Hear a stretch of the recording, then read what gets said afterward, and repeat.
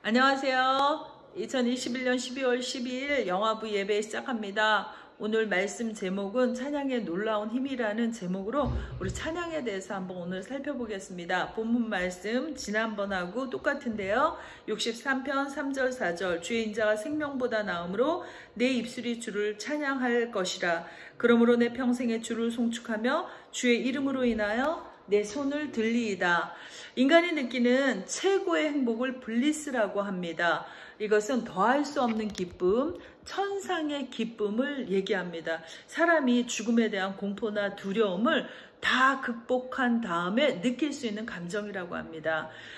지난 시간 다윗이 죽음의 고비에서, 절망의 고비에서 간절함으로 주를 바라보며 성소를 향하여 하나님께 고백한 말이 있습니다. 주의 인자가 생명보다 낫고 내 입술이 주를 찬양할 것이라고요. 이와 같은 어려운 상황 속에서 어떻게 찬양을 할 수 있었을까요? 우리에게 잘 알려진 찬송과 내 평생에 가는 길, 그것을 작곡한 스페포드라는 작곡가가 있습니다. 19세기에 그는 변호사였고 시카고에서 부동산 투자에도 손을 대서 많은 돈을 벌었습니다.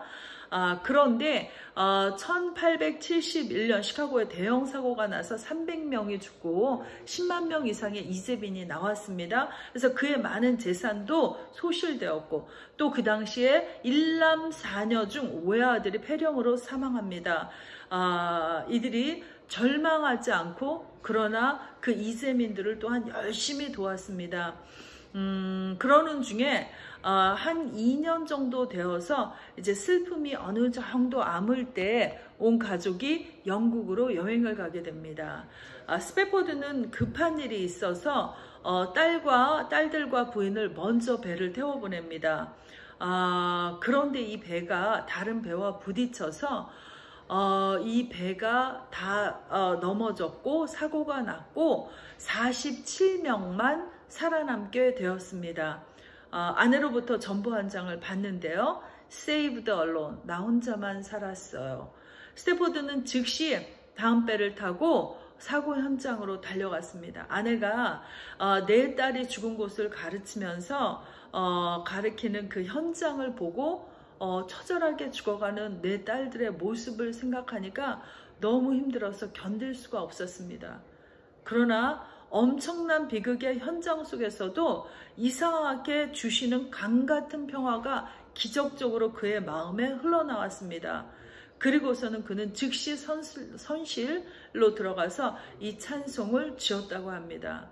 내 평생에 가는 길 순탄하여 늘 잔잔한 강 같든지 큰 풍파로 무섭고 어렵든지 나의 영혼은 늘 평안해. 이런 찬송이 환난 가운데 어떻게 나올 수가 있었을까요? 그것은 하나님께서 그에게 찬양의 영을 주시지 않았다면 저가 이 엄청난 슬픔과 절망에서 이겨내지 못했을 것입니다. 이 모든 것을 이길 만한 강력한 무기가 바로 하나님께 올리는 찬양의 힘인 것입니다.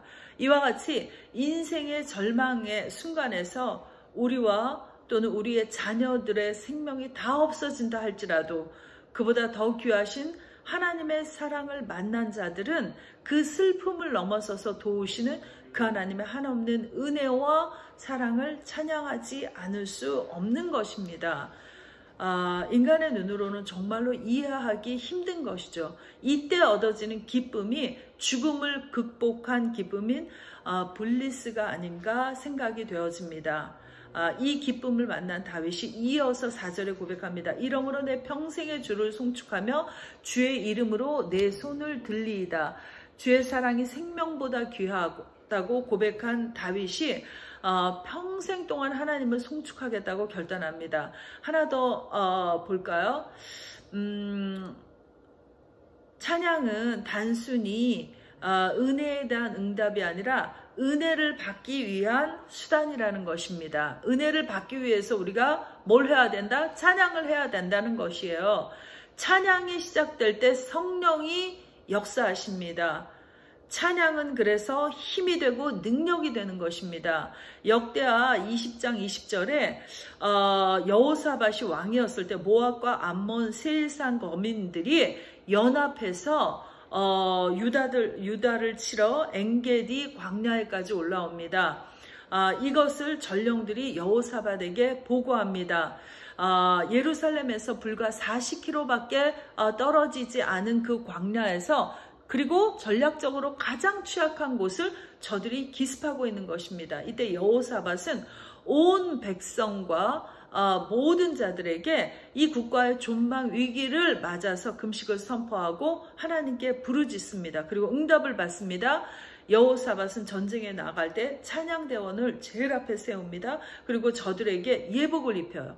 그리고 유다 군대 앞에서 하나님의 영원하신 자비, 그 하나님의 헤세드의 그 사랑에 감사하는 찬양을 부르며 행진시켰습니다. 그때 제일 먼저 하는 그 찬양을 들으며 이 노래와 찬송이 시작될 때 여호와께서 복병을 일으키십니다. 그 여호와의 복병은 유다의 군대가 아닙니다. 어떻게 생겼는지 알 수 없습니다. 그런데 여호와의 복병, Yahweh set ambushes against the men of Ammon, 또는 킹제임스 버전에서는 Lord set the ambushes 이렇게 나옵니다. 그러니까 여호와께서 복병을 셋업해 놓고 모압과 암몬과 세일 거민을 쳐서 패하게 합니다. 그런데 이상한 것은 이들이 돌연히 스스로 일어나서 자기네들끼리 치고 받고 싸우고 살육하다가 유다 사람들이 와서 보니까 그 무리가 다 죽고 시체만 남은 거예요. 유다 사람은 칼을 써보지도 못하고 와서 본 광경이 여호와 하나님의 복병으로 인해서 저들이 스스로를 치고 싸우며 스스로 패한 것을 볼 수 있었습니다. 이것은 유다 군인들이 찬양할 때 하나님 아버지께서 일하셨고 저들이 갖고 있는 모든 두려움이 사라지고 강건해진 것입니다.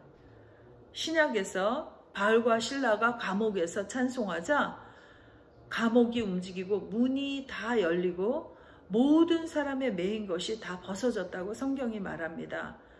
하나님의 백성이 찬송하면 분명히 하나님의 권능이 나타난다는 말씀입니다. 우리가 잘 아는 짐 엘리엇 선교사 있잖아요. 그는 기독교 명문대인 위튼을 수석으로 졸업했고 그 당시에 가장 좀 잔인하고 또 악명이 높았던 이 땅에 마지막 남은 살인 부족이 있었다고 그래요. 에콰도르 정글 속에 있는 아우카 부족이었는데요. 그들에게로 선교하러 떠납니다. 1956년 1월 8일 짐 엘리엇과 3명의 선교사들이 아마존 강가에서 아우카 부족이 나오기를 기다리고 있었습니다. 원주민들을 선교하기 위해서 말입니다. 이 사건 이후에 그의 아내 엘리자베스가 저서 전능자의 그늘에서 이렇게 말합니다. 그들은 강을 건너기 전에 짐 엘리엇과 그 3명의 선교사들은 하나님께 찬송을 했다고 합니다. 그들이 부른 찬송이 이것입니다. 나의 마음 연약하나 믿음으로 나아가네. 주의 은혜 매일같이 난 더욱 필요하니 내 마음속 깊은 곳에서부터 승리의 노래 울려 퍼지도다. 주 이름 늘 의지하며 나 앞으로 나아가는도다. 이 찬송을 하면서 저들이 그 강을 건넌 것이죠. 그리고 그날 오후 4시 30분 그들은 모두 아우카 부족에게 의해서 죽임을 당합니다. 하나님이 그들을 보호하셨던 것입니다. 하나님이 뭘 보호하셨냐고요? 불신과 비겁하고 두려움에 빠지지 않도록 그들의 신앙과 믿음을 지켜주셨던 것입니다. 누군가 아우카 족속에게 갈 수 있겠지라며 돌아가 편안하게 살고 싶은 마음이 들지 않도록 끝까지 저들의 마음을 지켜주셨단 말입니다. 그들이 저 부족들에게 칼로 찔리고 상할 때도 총을 겨누지 않고 저항하지 않고 잘 죽었단 말입니다. 그래서 그날 오후 승리의 깃발이 울려 퍼집니다. 그 깃발은 지난 30년 동안 날렸고 영원히 계속될 것입니다. 하나님의 사랑에는 격이 다르다고 지난 시간 말씀드렸습니다. 하나님의 사랑은 격과 클래스가 달라요. 아들 예수 그리스도를 내어주신 하나님의 사랑은 또한 우리에게도 인간 세계에서는 존재할 수 없는 급이 다른 사랑의 차원으로 우리를 견인하십니다. 예수 그리스도의 십자가의 사랑으로 우리를 초대하시는 것이죠. 어렵고 힘든 일을 만나면 더욱더 주님께 불평하는 마음이나 어지러운 마음들을 다잡아서 철저하게 말씀 대신 예수님 앞에 엎드려서 우리 자신을 내려놓고 우리의 연약함을 내려놓고 오직 철저하게 하나님을 믿고 의지함으로 또 오히려 그것이 감사의 찬양으로 하나님께 우리 자신을 올려드리는 것입니다. 이것을 하나님께서 얼마나 귀하게 보시고 계시겠냐 말입니다. 기쁜 일이 있을 때는 찬송하고 힘든 일이 있을 때는 더욱더 온 마음 다해 찬양할 때 존 파이퍼 목사님 말씀대로 성령께서 도우십니다. 찬양은 우리의 힘이고 능력이며 모든 것을 이길 수 있는 주님께서 주시는 무기입니다. 이와 같이 영적인 전투에서 가장 중요한 무기가 바로 하나님 아버지께 드리는 찬송인 것입니다. 간절하게 말씀을 드립니다. 온 마음을 다해 찬양합시다. 그리고 감사로 이어 나갑시다. 기도합니다. 하나님 감사합니다. 사랑합니다. 우리의 연약함을 넘어서서 하나님 아버지의 차원으로 우리도 정말로 그 격조 높은 그 사랑의 차원으로 찬양하길 원합니다. 우리가 낮아지고 우리가 포기되어지고 오직 여호와 하나님만 의지하며 아버지 하나님께 엎드려서 하나님 아버지를 기대하는 놀라운 기도와 찬양으로 주님 앞에 나아가는 저희들 되게 하여 주십시오. 감사합니다. 예수님의 이름으로 기도했습니다. 아멘. 주기도문 할까요? 하늘에 계신 우리 아버지 이름이 거룩히 여김 받으시오며 나라의 임하옵시며 뜻이 하늘에서 이룬 것 같이 땅에서도 이루어지이다. 오늘날 우리에게 일용할 양식을 주옵시고 우리가 우리에게 죄 지은 자를 사하여 준 것 같이 우리를 사하여 주옵시고 우리를 시험에 들지 말게 하옵시며 다만 악에서 구하옵소서. 나라와 권세와 영광이 아버지께 영원히 있사옵나이다. 아멘. 우리 모두 찬양으로 승리합시다. 아멘.